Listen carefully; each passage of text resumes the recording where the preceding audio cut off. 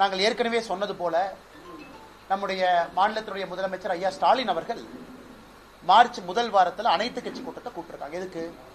பாராளுமன்றத்தினுடைய மறுசீரமைப்புல தமிழகத்திற்கு அநியாயம் நடக்கும் போது யாரும் எனக்கு சொன்னாங்க, எனக்கு தகவல் கிடைச்சிருச்சு, அதனால் உடனடியாக எல்லாம் வாங்க 45 கட்சிகளை கூப்பிட்டுருக்காங்க. முதலமைச்சர் அவர்கள் தனிப்பட்ட முறையில் பாரதிய ஜனதா கட்சிக்கும் கடிதம் எழுதியிருக்கிறாங்க. அந்த கடிதம் நாங்கள் கிடைக்க பெற்றிருக்கின்றோம். எங்களுக்கு கடிதம் எழுதியதற்காக முதலமைச்சருக்கு முதல்ல நன்றியை தெரிவிச்சுக்கிறோம். அதே நேரத்தில் முதலமைச்சர் அவர்கள் பாரதிய ஜனதா கட்சியினுடைய மாநில தலைவர் கடிதம் எழுதிய காரணத்தினால அதை விலக்குகின்ற கடமையும் எங்களுக்கு இருக்கு. இன்னைக்கு நம்முடைய அமைச்சர் அமித்ஷா அவர்கள் மேடையில் தெல்ல தெளிவாக டீலிமிட்டேஷன் மறுசீரமைப்பு நடக்கும் பொழுது நடக்கும், அது நடக்கும் பொழுது எப்படி நடக்கும் என்பதை சொல்லியிருக்கிறார். இன்னைக்கு 543 சீட் பாராளுமன்றத்தில் லோக்சபால இருக்கு. 543. இப்ப டீலிமிட்டேஷன் வரும்போது 543 என்ன சீட் வேணாலும் ஆகலாம். 600, 700, 800, 900 எந்த நம்பர் ஆனாலும் கூட விகிதாச்சார அடிப்படையில் ப்ரோ ரேட்டா 543 உதாரணத்துக்கு 800க்கு வருது அப்படின்னா ஒரு மாநிலமும் அதே சதவீத அடிப்படையில் அதனுடைய எம்பிக்கள் சீட்டு உயரும். இன்னைக்கு இந்தியா முழுவதும் விகிதாச்சார அடிப்படையில் 543 20% உயருதுன்னா அதே ப்ரோரேட்டா அதே விகிதாச்சார அடிப்படையில் எல்லா மாநிலத்தினுடைய சீட்டும் அதே அடிப்படையில் உயரும். தெல்ல தெளிவு. அப்படி இருக்கும் பொழுது ஜம்மு அண்ட் காஷ்மீர்ல பாத்தீங்கன்னா 1 லட்சம் பேருக்கு ஒரு எம்பி இருக்கலாம். உத்தரப்பிரதேசல 45 லட்சம் 49 லட்சத்துக்கு ஒரு எம்பி இருக்கலாம். தமிழகத்தில் சில இடத்துல 25 லட்சத்துக்கு ஒரு எம்பி இருக்கலாம். அதாவது உயர்ந்த பின்பும் கூட அதை தெல்ல தெளிவாக அந்த மைக் கொஞ்சம் ஆஃப் பண்ண சொல்லுங்க. அதை தெல்ல தெளிவாக நம்முடைய அமைச்சர் அமித்ஷா அவர்கள் விகிதாச்சார அடிப்படையில புரோரேட்ட அடிப்படையில தான் சீட்டுகளுடைய எண்ணிக்கை அதிகரிக்கும் என்று சொன்ன பிறகு இதை 2024 தேர்தல் பிரச்சாரத்தில் ஆந்திர பிரதேஷ் தெலங்கானால பாரத பிரதமர் நரேந்திர மோடி அவர்கள் காங்கிரசினுடைய எண்ணம் பலிக்காது, மக்கள் தொகை அடிப்படையில் நாங்கள் சீட்டை கொடுக்க போறோங்கிற எண்ணம் பலிக்காது என்பதையும் பிரதமர் அங்க தெளிவுபடுத்தியிருக்கிறார். ஆனால் முதலமைச்சர் அவர்களுக்கு நான் கேட்க விரும்புறேன், யாரு உங்களுக்கு சொன்னாங்க? இல்ல எனக்கு யாரோ சொன்னாங்க 848 சீட்டுன்னு சொன்னாங்க. யாரு சொன்னாங்க? தமிழ்நாட்டுக்கு 22 சீட் அதிகமாகணும், ஆனா 10 சீட்டு தான் அதிகமாக போகுது, 12 சீட்டு கம்மியாக போகுது. யாரு சொன்னாங்க? இன்னைக்கு மேடையில நாங்கள் தெளிவுபடுத்தி இருக்கின்றோம். நீங்க தெளிவு பண்ணுங்க, உங்களுக்கு இந்த தகவலை கொடுத்தது யார்? அப்படி நீங்க அந்த தகவலை யார் கொடுத்தாங்கன்னு சொல்லல அப்படின்னா ஒரு மாநிலத்தினுடைய முதலமைச்சர் தவறான ஒரு தகவலை மக்கள் மன்றத்தில் தெரிவிக்கலாமா, அனைத்து கட்சி கூட்டத்துக்கு அழைக்கலாமா அப்படிங்கிற கேள்வியும் பத்திரிகை நண்பர்கள் மூலமாக தமிழக மக்களுக்கு நாங்க வைக்கிறோம். இது முக்கியமானது, முதன்மையானது. மிச்சதெல்லாம் அமித்ஷாஜி அவருடைய பேச்சை நீங்க கேட்டீங்க. எந்த அளவுக்கு யூபிஏ காலகட்டத்தில் 2004 14 வரை நிதி கொடுத்திருக்கோம். நேரடி நிதி பகிர்வு, திட்டங்களுக்கு கொடுக்கப்பட்ட நிதி மோடி ஐயா காலகட்டத்தில் 5 மடங்கு உயர்ந்திருக்கிறது. நேரடி நிதி பகிர்வு யூபிஏ 10 வருஷத்துக்கும் மோடி ஐயா கொடுக்கக்கூடிய 5 வருஷத்துக்கும் devolution and grant in aid 5 மடங்கு உயர்ந்திருக்கிறது. அப்படி இருக்கும் பொழுது எப்படி மத்திய அரசு நிதி கொடுக்கவில்லை என்கின்ற குற்றச்சாட்டை ஏன் வைக்கிறீங்க அப்படிங்கிற கேள்வியும் அமித்ஷா அவர்கள் வைத்திருக்கிறார். அதற்கான புள்ளி விவரம் எல்லாம் அமித்ஷாஜி கொடுத்தாங்க, அதை நீங்க பார்த்தீங்க. அடுத்தது இன்னைக்கு தமிழக வெற்றி கழகம் அவங்களுடைய 2வது ஆண்டு துவக்கத்தில் விழா நடந்திருக்கு. சகோதரர் விஜய் அவர்கள் பேசும் பொழுது மத்திய அரசு மாநில அரசு ரெண்டையும் குறை சொல்லியிருக்கிறாங்க. வாட் ப்ரோ, ஒய் ப்ரோ, ஏன் ப்ரோ நீங்க உங்களுக்குள்ள எல்கேஜி பசங்க மாதிரி சண்டை போட்டுக்கிறீங்க. நான் விஜய் அவர்கள் கேட்கிறேன், practice what you preach bro, why bro telling lies. சகோதரர் விஜய் அவர்களுக்கு நான் சொல்றேன், உங்க குழந்தைக்கு 3 மொழி, நீங்க நடத்துகின்ற விஜய் வித்யாசிரம் பள்ளியில 3 மொழி, ஆனா தமிழக வெற்றி கழகத்தினுடைய தொண்டர்கள் குழந்தைங்களுக்கு 2 மொழி. What bro, practice what you preach bro.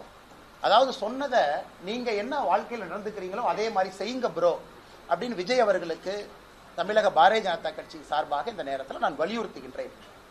அதே நேரத்தில் கையெழுத்து இயக்கம் கெட் அவுட், கெட் அவுட்னு ஆரம்பிக்கிறாரு. பிரசாந்த் கிஷோர் விஜய் அவரை பார்த்து கெட் அவுட்னு அவரே சொல்றாரு. இதை விட ஆச்சரியம் இந்தியாலே பார்த்ததில்லை. கெட் அவுட் ஆரம்பிச்சு 1 நிமிஷத்துல அருமை அண்ணன் பிரசாந்த் கிஷோர் அவர்கள் பக்கத்தில் இருக்கிறாங்க. எல்லாம் கெட் அவுட்னு கையெழுத்து போடுங்க. உன்னை ஆதவ அர்ஜுன் அவர் கையெழுத்து போடுறாரு, அண்ணன் புஷி ஆனந்த் அவர் கையெழுத்து போடுறாரு.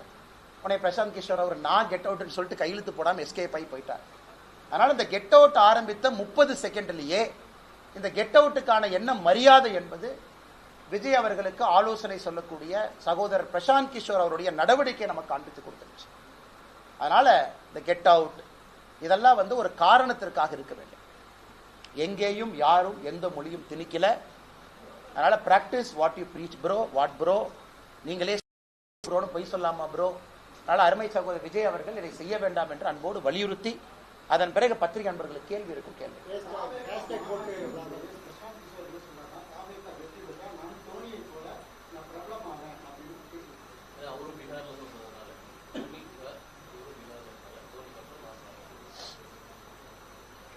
தோனி அவர்கள், ஆனா தப்பில்லை, பீகார்ல இருந்து ஒருத்தவங்க வர்றாங்க, தமிழ்நாட்டில் அவங்களுக்கு ஒரு பேர் கிடைக்குது, சந்தோஷம் தான். எல்லாம் இந்தியர்கள் தானே, நமக்கு எதிராக தமிழர்கள் எல்லோரையும் ஏற்றுக்கொள்றோம்ல, நம்ம யாரையும் நிராகரிக்கக்கூடியவர் தமிழர்களே இல்லையே.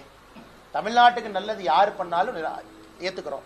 பிரசாந்த் கிஷோர் அண்ணுக்கு ஒரே ஒரு கேள்வி, ஏனே டிஎம்கே கொண்டு வந்து உட்கார வச்சுங்க? நீங்க இவ்வளவு பேச்சு பேசுறீங்க, நானும் தோனியை போல் புகழ் பெற வேண்டும், நானும் பீகார் ஜார்க்கண்ட்ல இருந்து வந்திருக்கேன்னு சொல்ற பிரசாந்த் கிஷோர் அண்ணன் எதற்காக திராவிட முன்னேற்ற கழகத்தை கொண்டு வந்து ஆட்சியில் அமர்த்தி? அதற்காக மக்கள் எப்போதும் உங்களை மன்னிக்க மாட்டாங்க, அது உண்மை. தனிப்பட்ட முறையில் உங்களுக்கும் எங்களுக்கும் என்ன பிரச்சனை? தனிப்பட்ட முறையில் இன்னொரு மாநிலத்திலிருந்து வர்றீங்க, தமிழ்நாடு நன்றாக இருக்க வேண்டும் என்று எந்த வேலையை நீங்க செஞ்சாலும், இந்தியாவில் யாராக இருந்தாலும் தமிழர்கள் திரும்ப அந்த மரியாதையை கொடுக்கத்தான் போறாங்க. கிளாசிக் உதாரணம் தோனி அவர்கள். மொழி தெரியாம வந்தாங்க, சென்னை சூப்பர் கிங்ஸ் ஆடினாங்க, முழு தமிழ்நாடும் நம்முடைய வீட்டு பிள்ளையாக ஏற்றுக்கொண்டிருக்கின்றோம். அதனாலதான் ஏற்றுக்கொண்டு நினைக்காதீங்க, நல்லது பண்ணுங்க, எல்லோரும் ஏற்றுக்கொண்டு. வன்மையா கண்டிக்கிறேங்கன்னா, குமுதம் நிருபர் அந்த புகைப்படத்தை பார்த்தேன். அதனாலதான் நம்ம செக்யூரிட்டியே கொடுத்தோங்க. இந்த பேரா நீங்க லாஸ்ட் டைம் கேட்டீங்க, எதுக்கு சென்ட்ரல் செக்யூரிட்டி கொடுத்தீங்க, அந்த பஞ்சாயத்து வரக்கூடாதுன்னு. அதனால தயவு செய்து சென்ட்ரல் கவர்மெண்ட் செக்யூரிட்டி சிஆர்பிஎஃப் பயன்படுத்துங்க. ஹைலி ட்ரெயின்டு, ரொம்ப நாசுக்கா நாகரிகமா நடந்துக்குவாங்க. அவங்கள விவிஐபி பெட்டாலியன்ல இருந்து வர்றாங்க. இந்த சிஆர்பிஎஃப் செக்யூரிட்டி யாரு நம்முடைய சகோதரர்கள் வர்றாங்களோ அவங்க ஸ்பெஷலி ட்ரெயின்டு. ஒரு கிரௌடை ஹேண்டில் பண்ணணும், அதே மரியாதையோடு நடத்தணும், வரக்கூடிய மக்களுக்கு மரியாதை கொடுக்கணும், பத்திரிகை நண்பர்களுக்கும் அந்த மரியாதை சுதந்திரம் கொடுக்கணும் அப்படிங்கிற ட்ரெயின் ஆனவங்க. அதனாலதான் உங்களுக்கு அது கொடுத்துருக்கனால நான் பவுன்சர்ஸ் எல்லாமே நான் தவறா சொல்லல, அவங்களுக்கு தெரியாது, செய்தியாளர்களாலும் கூட சில இடத்துல தெரியாது. அதனால இது வன்மையா கண்டிக்க வேண்டிய விஷயம். அதனால தயவு செஞ்சு கவனம் கொடுங்க. ஏன்னா நீங்க பத்திரிகைங்கிறீங்க, பத்திரிகை வரணுங்கிறீங்க, முதலா வரணுங்கிறீங்க. பாரதிய ஜனதா கட்சியும் முதல் நிகழ்ச்சி பத்திரிகையாளர் சந்திப்பு நடத்தி தான் பிள்ளையார் சொல்லி போட்டு தான் கட்சி அலுவலகத்தையே நம்ம திறந்து வைக்கிறோம். அந்த அளவுக்கு பத்திரிகையாளர் மீது நம் நம்பிக்கை கொடுக்கும் பொழுது, மரியாதை கொடுக்கும் பொழுது நம்முடைய நடத்தையும் அப்படி இருக்க வேண்டும் என்று சொல்லிக் கொள்கிறேன்.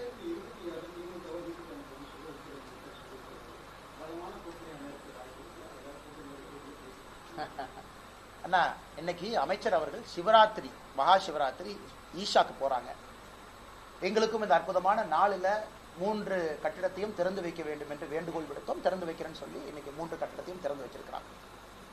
அமித்ஷாஜி அவர்கள் மிக தெளிவா சொன்னாங்க, எதற்காக திமுக வெளியே போகணும், வெரி கிளியர். ஆன்டி நேஷனலா இருக்கிறாங்க, ஆன்டி பீப்புளா இருக்கிறாங்க, மக்களுக்கு எதிராக இருக்கிறாங்க, பாரத நாட்டுக்கு எதிராக இருக்கிறாங்க, அவங்களுடைய நடவடிக்கைகள். அதனால் நிச்சயமாக 2026 பொறுத்தவரை எல்லோரும் யாரெல்லாம் நினைக்கிறாங்க, தேசிய ஜனநாயக கூட்டணிங்கிற வார்த்தையும் பயன்படுத்தி இருக்கிறாங்க, என்டிஏ பவருக்கு வரணும்னு சொல்லியிருக்கிறாங்க. ஆந்திரா உதாரணம் கொடுத்தாங்க, பல இடத்தை கொடுத்தாங்க. நிச்சயமாக நம்பிக்கை இருக்கு. தேசிய ஜனநாயக கூட்டணி ஒருமித்த கருத்துல இன்னைக்கு தேசிய ஜனநாயக கூட்டணி இருக்கு. இன்னைக்கு காலையில கூட நீங்க பாருங்க, அண்ணன் ஜி.கே. மணி அவருடைய இல்ல திருமண விழா நடந்து கொண்டிருக்கிறது. அமித்ஷாஜி அவங்களால போக முடியல, நேற்று லேட்டா தான் வந்தாங்க. என்னை அனுப்பியிருந்தார், நீ போயிட்டு வாப்பான்னு. காலையில சேலம் போய் அவருடைய முகூர்த்தத்துல கலந்து கொண்டு வந்து தொலைபேசி மூலமாக அமித்ஷா அவர்கள் ஜி.கே. மணி ஐயாவுக்கு தொடர்பு கொண்டு வாழ்த்து சொன்னாங்க. அதனால எப்பொழுதுமே பரஸ்பரமான ஒரு நல்ல சூழ்நிலை தான் தேசிய ஜனநாயக கூட்டணி இருக்கிறது.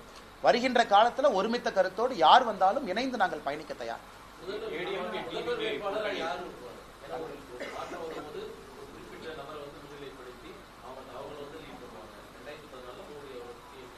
நியாயமான கேள்வி அண்ணன், நியாயமான கேள்வி அண்ணன், நியாயமான கேள்விதான் அண்ணன். உங்களுடைய இன்டெலிஜென்ஸ் நான் குறைஞ்சு மதிப்பில்லை. மக்கள் எதிர்பார்ப்பாங்க யாரை நாங்கள் நம்புறது, யார் எங்களோட இருப்பாங்கன்னு.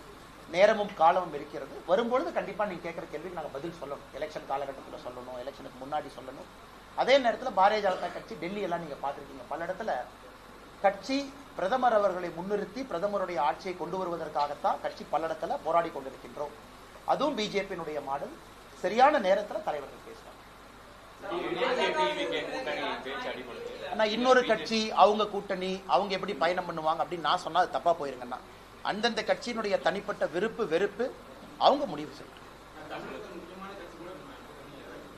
ஆனா இன்னைக்கு என்டிஏ இருக்கு, வலிமையா இருக்கு, ஸ்ட்ராங்கா இருக்கு, வளர்ந்துகிட்டு இருக்கு. எல்லாரும் பாசத்தோடு ஒன்றா இருக்கும். வருகின்ற காலத்துல ஒருமித்த கருத்தோடு நீங்க பாப்பீங்க. என்டிஏ என்கின்ற வார்த்தை ஆனால் அது சொல்றதுக்கான நேரமும் காலமும் இன்னும் நிறைய இருக்குண்ணே. எலெக்ஷனுக்கு ஏதோ ஒரு காலம் இருக்கு. அதனால திமுகவை வீட்டுக்கு அனுப்பணும் தெளிவா சொல்லியிருக்கிறாங்க. என்டிஏ பவருக்கு வரணும் தெளிவா சொல்லியிருக்கிறாங்க. அதைத்தான் நம்ம எல்லோரும் சொல்லுகின்றோம். பாரதிய ஜனதா கட்சி இன்னைக்கு என்டிஏ நம்ம பார்ட்னர் ஸ்ட்ராங்கா இருக்கிறாங்க. அதனால வருகின்ற காலத்தில் பார்ப்பீங்க. அண்ணே டைம் இருக்கு, நேரம் இருக்கு, காலம் இருக்கு. ஒருமித்த கருத்தோடு இருக்கணும். என்டிஏன் தான் சொன்னேன் மேடம். நானும் என்னோட பேச்சில் என்டிஏன் தானே மேடம் சொன்னேன். ஏன்னா 2024 நம்ம என்டிஏன் தானே சொன்னோம். ஏன்னா 2024 என்டிஏ இருந்துச்சு இல்லைங்க. 2024 லோக்சபா என்டிஏ இருந்துச்சு. 2026 என்டிஏ இருக்க போகுது. இப்போ நீங்க கேட்குற கேள்வி என்டிஏல யார் இருப்பாங்க, அதான் உங்களுடைய கேள்வி. என்டிஏல யார் இருப்பாங்க? நேரம் காலம் வரும்போது நம்ம பேசுவோம்.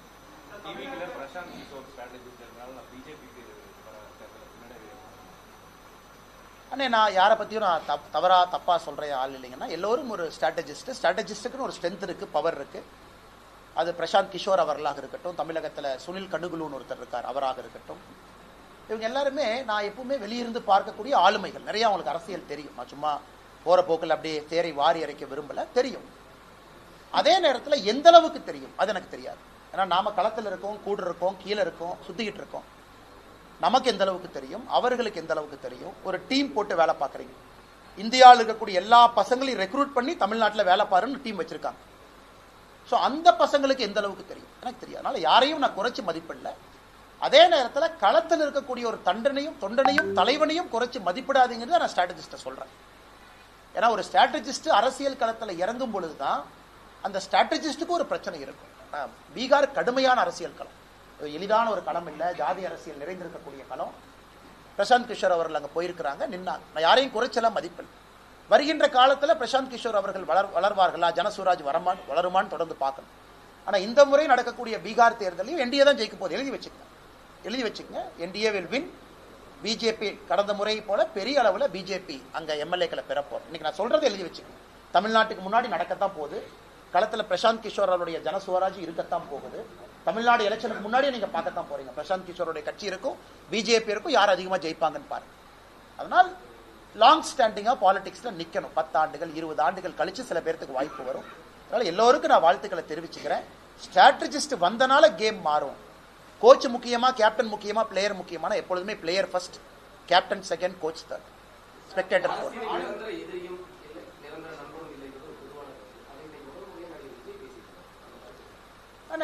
நிரந்தர எதிரியும் நிரந்தர நண்பனும் இல்லை அப்படின்னு ஒரு பக்கம் சொன்னாலும் கூட, ஒரு கட்சி கொள்கை அடிப்படையில் இருக்கக்கூடிய பாரதிய ஜனதா கட்சிக்கு எதிரி இருக்கிறாங்க. அதில் எந்த மாற்று கருத்தும் இல்லை.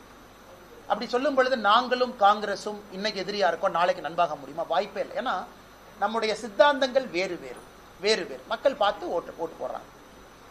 அதே போல நாங்களும் பல கட்சிகளும் ஒன்றாக இருக்க முடியுமா? இருக்க முடியாது. சில இடத்துல காம்ப்ரமைஸ் பண்ணி ஒரு நாட்டினுடைய நலனுக்காக அது நடந்திருக்கு. 99 2004 என்டிஏ ஆட்சி, அடல் பிஹாரி வாஜ்பாய் ஆட்சி நடந்திருக்கு இல்லையா? நான் சொல்லல. அதனால் நிரந்தர எதிரி நிரந்தர நண்பன் அப்படின்னு சொல்லக்கூடியது எல்லா இடத்திலும் பொருந்தாது என்பது என்னுடைய கருத்து.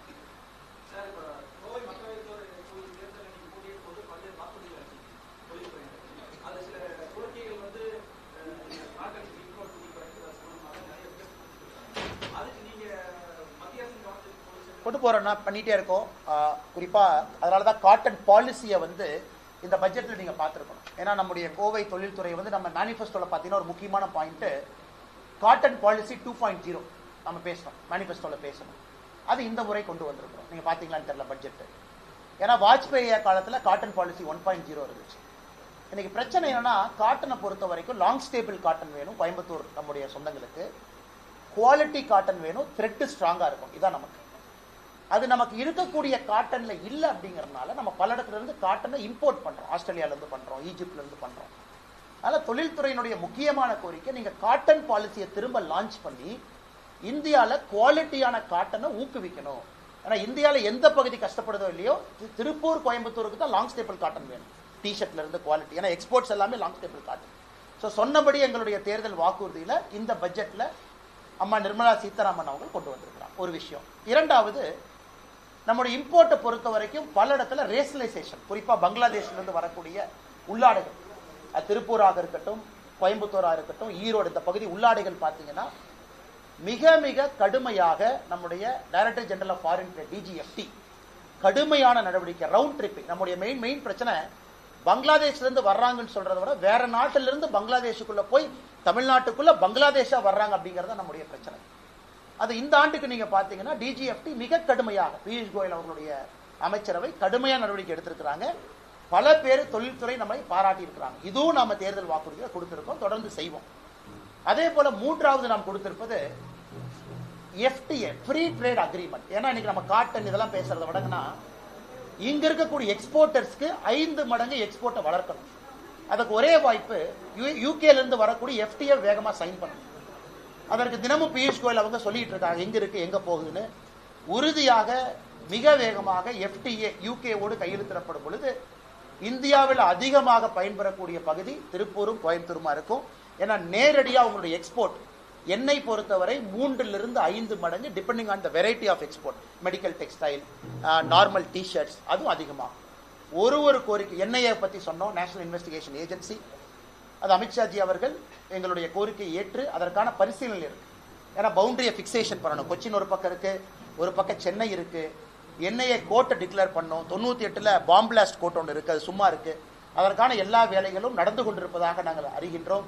அதற்கான நல்ல ஒரு அறிவிப்பும் மத்திய அரசு விரைவில் கொடுப்பாங்கன்னு நம்புறோம்.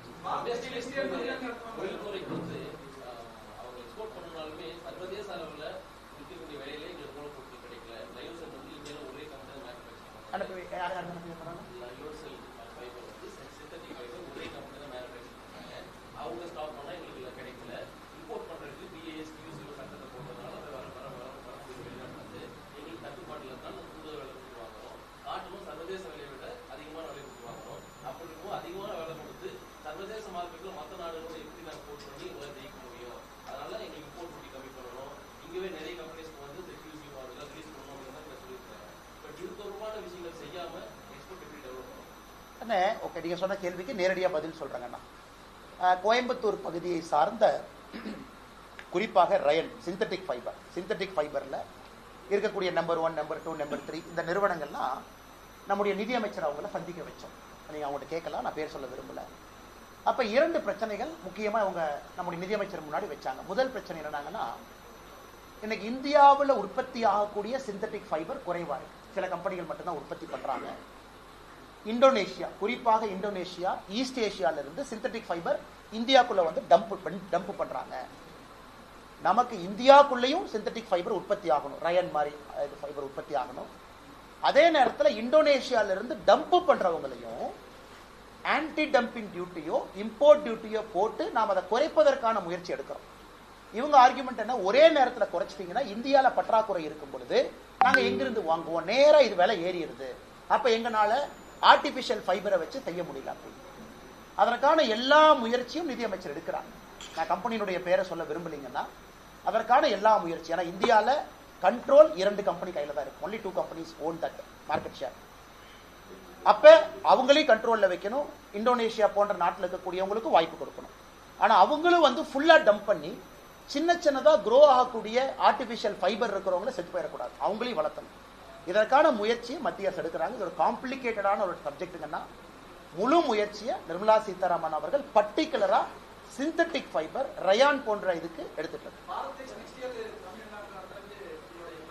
அண்ணா எங்களுக்கு ரொம்ப சந்தோஷம். இந்த வருஷம் வந்து பாரத் டெக்ஸ் நம்முடைய பாரத் மண்டபத்தில் நடந்துச்சு.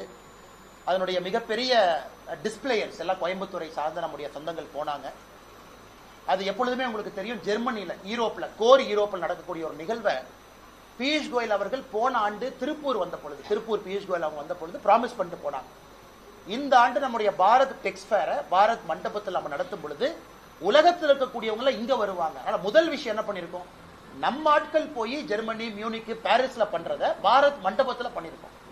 இரண்டாவது, எதற்கு தமிழ்நாடுன்னா கோயம்புத்தூர்ல நடத்த வேண்டும் என்பது எங்களுடைய ஆசை. வருகின்ற காலத்துல பாரத் டெக்ஸ் ஃபேர்ல கோயம்புத்தூர்ல நடத்தணும் அப்படிங்கிற ஒரு வேண்டுகோளை வைப்போம். அதுவும் நடப்பதற்கான வாய்ப்பு.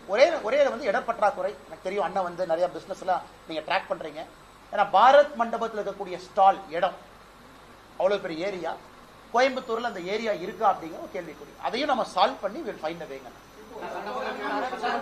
இன்னும் 1.5 வருஷம் இருக்குங்கன்னா இப்பவே வந்து ஆளுங்கட்சி வந்து ஏதோ ஒரு ரீசன் சொல்லிட்டு மக்களுக்கு வந்து பரிசு பொருட்களை கொடுக்க ஆரம்பிச்சிட்டாங்க. தொடர்ந்து ஒவ்வொரு ரீசனும் எல்லாத்துக்கும் போயிட்டு தமிழ்நாடு ஒன்று இது எப்படி பாரதிய ஜனதா கட்சி ஆனா இன்னைக்கு சில கட்சிகள் வந்து தொண்டரை சேர்த்தறதுக்கு டம்ளரும் தட்டும் கொடுக்குறாங்க. எந்த கட்சின்னு உங்களுக்கு தெரியும், கோயம்புத்தூர், திருப்பூர், கரூர்லாம் பார்த்தேன். சில கட்சிகள் இவங்க பர்த்டே அவங்க பர்த்டேன்னு சொல்லிட்டு ஏதோ ஒரு இந்த டப்பாலாம் தூக்கிட்டு வந்து வீட்டில் போட்டு வைக்கிறாங்க. ஸோ எதுக்குன்னா எல்லாம் எலெக்ஷன் வர்றதுக்கு முன்னாடியே அட்வான்ஸ் ப்ரீலோட் பண்ணிடுவோம் அப்படின்னு. இதெல்லாம் மக்கள் பார்ப்பாங்கன்னா இதெல்லாம் மக்கள் பெருசாக எடுத்துக்க மாட்டாங்க. அதனால் இதை வச்சு தான் ஓட்டு போட்டு நாங்கள் ஜெயிக்க போகிறோன்னு திமுக உட்பட எந்த கட்சி நினைத்தாலும் மக்கள் அதை பெரிதாக எடுத்துக்கொள்ள போவதில்லை. அதான் எங்களுடைய கருத்து.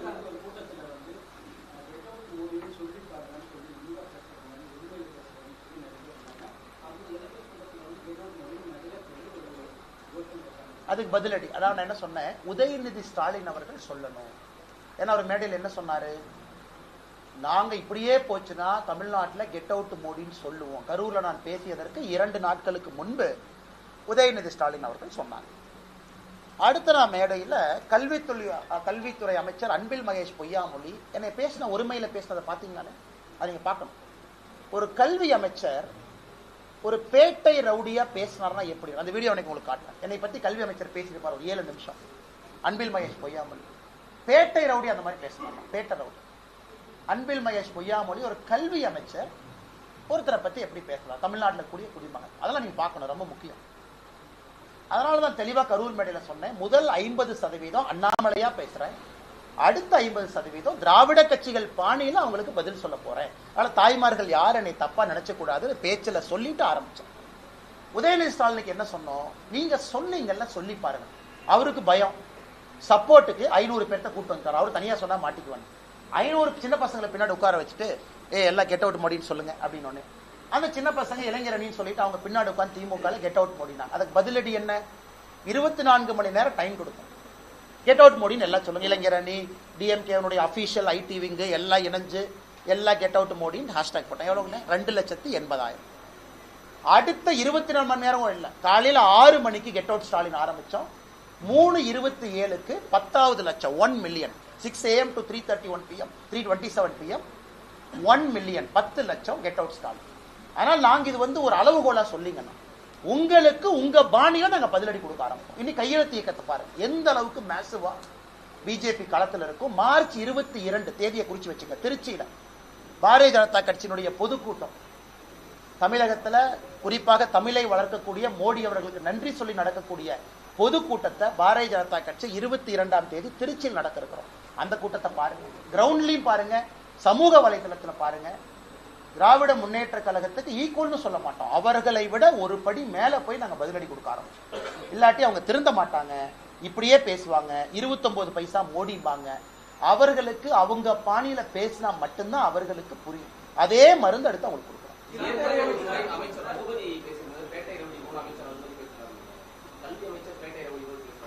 அண்ணே பீச்சை பார்த்துட்டு நீங்களே சொல்லுங்க அண்ணே, நான் சொல்றதுல அண்ணனுக்கு உடன்பாடு இல்லைன்னா கல்வி அமைச்சர் பேசினதை ஒருத்தர் இருக்கா, ஒருத்த வர்றா, ஒருத்த போனா, ஒருத்த சுத்தரா, இது பேட்டை ரவுடி இல்லையானே.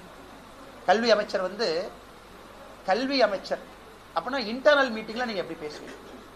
அப்ப குழந்தைகளுக்கு என்ன ஒரு நாகரிகமான ஒரு கலாச்சாரத்தை நீங்க உருவாக்கி கொடுப்பீங்க. கல்வி அமைச்சர் அவங்களுடைய மொழி, அவங்களுடைய பாஷை, அவங்க பேசுற விதம் எல்லாம் தொடர்ந்து ஒரு அமைச்சர். ரகுபதி அவங்க என்ன சொல்றாங்க, 2024 அவங்க ஆட்சிக்கு வருவாங்களாமா. 2024 டெல்லியில ஃபர்ஸ்ட் தீகார் சிறைக்கு போறது நானாமா.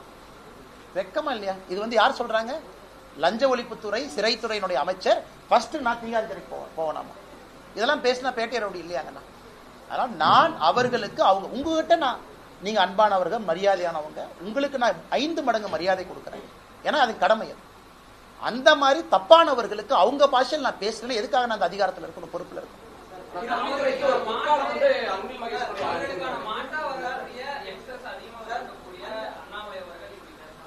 அண்ணே எல்லா யங்ஸ்டர்ஸும் நான் பேசினதை தப்புன்னு ஒருத்தர் கூட சொல்லிங்கண்ணா. எல்லாருமே விரும்புறாங்க. காரணம் என்னன்னா, அண்ணா நீங்க தப்பா எதுவும் பேசலையே, அவர் மோடியை பத்தி தப்பா சொல்றாரு, மோடியினுடைய தாயை பத்தி தப்பா சொல்லிருக்காங்க, நீங்க பதிலடி கொடுக்குறீங்க. அவங்களுக்கு நீங்க சொல்றீங்க சொல்லி பாருங்க, அது தெளிவா நீங்க மேடையில சொல்லிட்டு சொல்றீங்க. இல்ல எந்த இளைஞர்கள் என்ன கோவப்பட போறாங்க? எல்லா இளைஞர்களுக்கும் தெரியும், சில இடத்துல முள்ளால தாங்க எடுக்கணும். பார்க்கடலை கடந்த பொழுது சிவபெருமான் எதுக்குன்னு விஷத்தை குடிச்சார். விஷம்னு தெரிஞ்சும் ஏன் குடிச்சார்? சில பேர் அந்த விஷத்தை குடிச்சுதான் ஆகணும். அதுலதான் இருக்கிறோம் தவிர ஒரு தனி மனிதனுக்கு நான் கொடுக்கக்கூடிய மரியாதை எப்பொழுதும் எங்கேயும் நான் குறைக்க போவதில்லை. நாளைக்கு உதயநிதி ஸ்டாலின் திரும்ப அந்த வார்த்தையை பயன்படுத்தினா நானும் திரும்ப நான் சொன்ன அதே ரீதியில தான் பதில் சொல்லுவேன். அதுல எந்த மாற்று கருத்து இல்லைங்க. இப்ப விஜய் அவர்கள் ப்ரோன்னு சொன்னாரு, அவருக்கு நான் திரும்ப ப்ரோன்னு சொன்னேன். Practice what you preach bro. மரியாதையா சொன்னாரு, மரியாதையா பதில் சொல்ல வேண்டியது என் கடமை. மரியாதை கொடுக்குறாரு, மரியாதை வாங்கிக்கிறாரு. நாகரிகமான அரசியல் நோக்கி போகணும்னு நினைக்கிறார், நானும் நாகரிகமான அரசியல் நோக்கி போகணும்னு நினைக்கிறேன். பட் இவங்க அப்படி பேசலையா? பொற்காலமா போர்க்காலமானே? இன்னைக்கு கல்வித்துறையில் இருக்கக்கூடிய குழந்தைகள்லாம் கத்திய தூக்கிட்டு வந்து சண்டை தான் போடல, போர்க்காலம். அதாவது ஒரு பள்ளியில பாலிய சீண்டல் பாக்குறோம் அதிகமாயிருச்சு. அமித்ஷாஜி அந்த ரெக்கார்டோட வந்தாங்க, எவ்வளவு நடந்திருக்கு கையில் அந்த பேப்பர் பாத்தீங்க காமிச்சாங்க. பாலிய சீண்டல் ஒரு பள்ளியில தரம் குறைந்திருக்குது, மரத்துக்கு கீழே மக்கள் உட்கார்ந்து படிக்கிறாங்க. அவருடைய சொந்த மாவட்டத்துல எப்படி எந்த அடிப்படையில இவர் டிஷர்ட்டை போட்டுட்டு போய் ஒரு கிரிக்கெட் மேட்ச் விளையாண்டு இவர் பேட்டை தூக்க, அவருடைய மகனுக்கு பொற்காலம், பிரெஞ்சு படிக்கிறார். அன்பில் மகேஷ் பிரியாமொழி அவர்களுடைய மகனுக்கு பொற்காலம், தனியார் பள்ளிகளுக்கு பொற்காலம், 3 மொழி சொல்லிக் கொடுக்கக்கூடிய பள்ளிகளுக்கு பொற்காலம், சன்சைன் மெட்ரிகுலேஷன் பள்ளிக்கு பொற்காலம், 3 வருஷத்துக்கு ஒரு முறை ரெனியூவல் இருந்ததை வருஷத்துக்கு ஒரு முறை மாத்தி 5 லட்சம் ரூபாய் வாங்குற அண்ணா நகர்ல இருக்கக்கூடிய ஒரு கம்பெனிக்கு பொற்காலம். ஆனா அரசு பள்ளியில் இருக்கக்கூடிய 52 லட்சம் மாணவர்களுக்கு பொற்காலம் இல்லைங்க.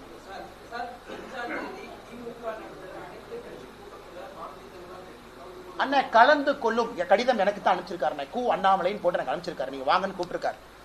கலந்து கொள்வோம் சொல்றதை விட நான் கேட்கிற முதல் கேள்வி என்னங்க ஐயா பிரச்சனைன்னு கேட்கிறேன். இன்னைக்கு நான் பதில் கடிதம் நாளை காலையில் எழுதுறேங்கண்ணா. ஐயா கடிதம் போட்டீங்க, இதெல்லாம் கருத்து சொன்னீங்க, பதில் பாருங்க ஐயா. கடிதத்திலேயே உங்களுக்கு தெளிவுபடுத்திடணுமே, எதுக்கு 45 கட்சிக்காரங்களை கூப்பிட்டு நீங்க உங்க நேரத்தை வேஸ்ட் பண்ணி 45 கட்சி நேரத்தை வேஸ்ட் பண்ணி வடை பஜ்ஜி டீ போண்டாலாம் உங்களை போன்று என்னை போன்று வரி கட்டுறவங்க தலையில சுமத்தி, அந்த டீ பஜ்ஜி போண்டாலாம் நீங்கள் நானும் வரி தானே கட்டுறோம், கிளாரிஃபை பண்ணிட்டோம், புரோரேட்டான்னு சொல்லிட்டோம், விகிதாச்சாரம்னு சொல்லிட்டோம். அதை தாண்டி இல்லப்பா சும்மா வாங்க அந்த கிரிக்கெட் மேட்ச் விராட் கோலி பத்தி பேசணும், சும்மா போயிட்டு வரேன். விராட் கோலி இந்தியா பாகிஸ்தான் மேட்ச் நல்லா ஆடினாருன்னு முதலமைச்சர் சொன்னாலும் கேட்க போறேன். ஆனா டீலிமிட்டேஷன் பத்தி பேசுறதுக்கு என்னென்ன மேட்டர் இருக்கு?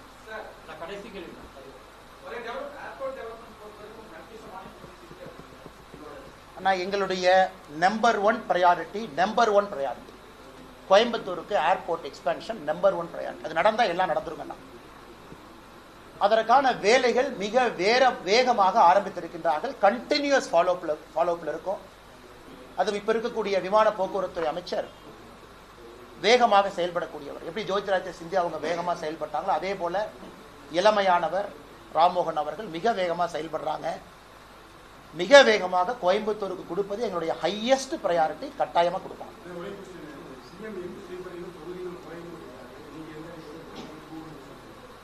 அண்ணா இல்ல மறுபடியும் எக்ஸ்பிளைன் பண்றேன், நல்லா கேட்டீங்க, எக்ஸ்பிளைன் பண்றேன். அண்ணா எனக்கு இந்தியாவுக்கு 543 சரி 540 விட்டுலாண்ணே.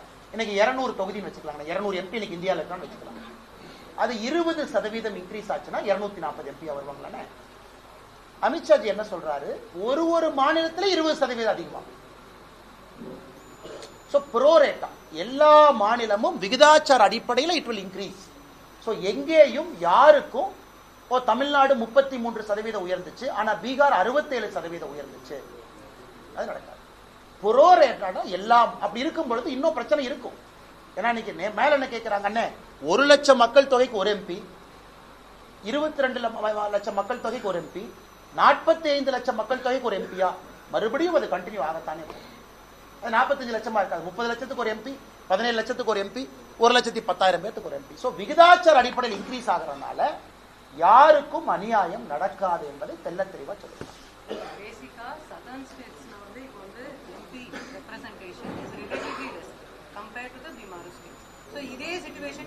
Madam, no. Now you are making a new argument.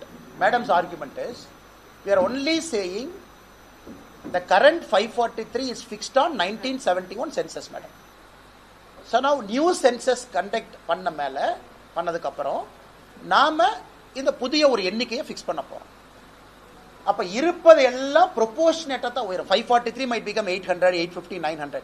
அந்த இன்க்ரீஸ் தான் ஒரு மாநிலத்தோட இன்க்ரீஸ் அப்படின்னு சொல்லியிருக்கிறாங்க. அப்ப இதே லாஜிக் நம்ம பார்க்கும் பொழுது மேடம், இன்னைக்கு யூபி அவங்க கேட்பாங்க, இல்லை எங்களுக்கு அநியாயம் ஆயிடுச்சு, நாங்க எப்படி 50 லட்சம் பேருக்கு ஒரு எம்பிங்கிறீங்க, நீங்க 25 லட்சம் பேருக்கு ஒரு MP. ஏன்னா இந்தியாவில் அவங்களும் பேசுறாங்கல்ல. ஸோ அமித்ஷாஜி அவர்கள் சொல்வது குறிப்பாக தென்னிந்தியாவில் உங்களுக்கு பிரச்சனை யாருக்குமே இருக்காது, புரோரேட்டா இன்க்ரீஸ். இது நேற்று ஸ்டாலின் அவர்கள் எழுதியிருக்கக்கூடிய கடிதத்திற்கு நேர் எதிர். அதைத்தான் நேற்றுல இருந்து கேட்கிறோம். யார் சொன்னாங்க ஐயா, யார் சொன்னாங்க ஐயா, யார் சொன்னாங்க ஐயா? கடைசி கேள்வினா கடைசி அண்ணா, எனக்கு வீகம் வகுப்பவங்க, எங்களுக்கு வீகம் வகுப்பவங்க 3 பேருங்கண்ணா. உண்மை சொல்லணும், முதல்ல தமிழ்நாட்டு மக்கள் அவங்கள்ட்ட போய் காது கொடுத்து கேட்கணும். 2வது கட்சி தொண்டர்கள், அவங்க கீழே இருந்து மேலே சொல்லணும். 3வது பத்திரிகை நண்பர்கள், மாறுபட்ட கருத்தா இருந்தாலும் எங்ககிட்ட ஆக்ரோஷமா நீங்க இந்த மாதிரி நடந்துக்கணும், மென்மையாகவும் நடந்துக்கணும், எங்ககிட்ட கருத்து சொல்லணும். இந்த 3 பேர்த்துக்கிட்டே டச்சில் இருந்தா எப்பொழுதுமே ஒரு மனிதன் நிதானமா இருப்பான். சில இடத்துல நீங்க சொல்ற கருத்து பிடிக்காம இருக்கலாம், ஆனா 3 கருத்தையும் காது கொடுத்து கேட்டா அந்த 3 பேர் 450 கோடி 500 கோடி 300 கோடி 180 கோடி எனக்கு அமௌண்ட்லாம் தெரியாதுண்ணே, அதெல்லாம் கொடுக்கறதுக்கு எங்கண்ணே பணம் இருக்கு?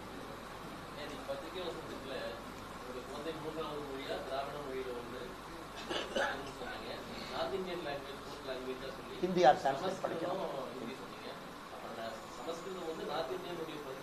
இல்லைங்கண்ணா. இந்தியாவில் எல்லா நிலப்பரப்பில் இருந்தாலும் சமஸ்கிருத மொழி பேசுறவங்க கம்மியாக தான் இருக்கிறாங்க. ஏன்னா இன்னைக்கு நான் தொடர்ந்து சொல்வது, சமஸ்கிருதத்தை விட நம்முடைய தமிழ் மொழி தொன்மையும் பழமையும் ரொம்ப அதிகம். இதை யோகி ஆதித்யநாத் அவர்கள் காசி தமிழ் சங்கத்தில், முதல் தமிழ் சங்கத்தில் யோகிஜி சொன்னாங்க, சிவபெருமானுடைய வாயிலிருந்து 2 மொழிகள் வந்துச்சு, தமிழும் சமஸ்கிருதமும். அவர் சொன்னது மித்தாலஜி அடிப்படையில். ஒரு தொன்மையான மொழி, என்னுடைய தொன்மையான மொழி, முதல் தொன்மையான மொழி தமிழ் நான் கத்துக்கிறேன். அதே நேரத்தில் இன்னொரு தொன்மையான மொழியும் என்னுடைய ஊரில் இருக்கும் பொழுது அதை பத்தியும் தெரிஞ்சுக்கிறங்கிறது தப்பு இல்லையா? அதே போல ஹிந்தி, நார்த் இந்தியாவுக்கு போறீங்க, டெல்லி போறீங்க, பேசுறதுக்கு தெரிஞ்சிருக்கணும். பக்கத்து மாநிலத்துக்கு கண்டிப்பா போகத்தான் போறீங்க. உறவினர்கள், நண்பர்கள், ஃப்ரெண்ட்ஸ், ரிலேட்டிவ்ஸ் எல்லாம் இருக்கிறாங்க. பெங்களூர்ல அவ்வளவு பேர், திருவனந்தபுரத்து, கொச்சின்ல இருக்காங்க, பாலக்காட்டுல அவ்வளவு தமிழர்கள் இருக்கிறாங்க. நம்மகிட்ட வந்து ஓட்டு போட்டுட்டு போறாங்க. அதனால ஒரு மலையாளம் கற்றுக்கொள்வது தப்பு இல்லையா? நான் என்னுடைய சிந்தனையை பொறுத்தவரை நான் இன்னைக்கு 4 மொழி பேசுறேன், 5வது மொழியை பேச கத்துக்கிறேன். படிப்படியா 26 வயசு வரைக்கும் 2 மொழி தான் தெரியும். கத்துக்க முயற்சி பண்ணும் பொழுது மொழி கற்றுக்கிறது அப்படிங்கிறது சாகர வரைக்கும் செய்யலான்னு தான் நான் சொல்றேன். ஏன் பள்ளியோட நிறுத்துறீங்க? என் குழந்தைகள் 3, 4 வளர்ந்துகிட்டே இருக்கு.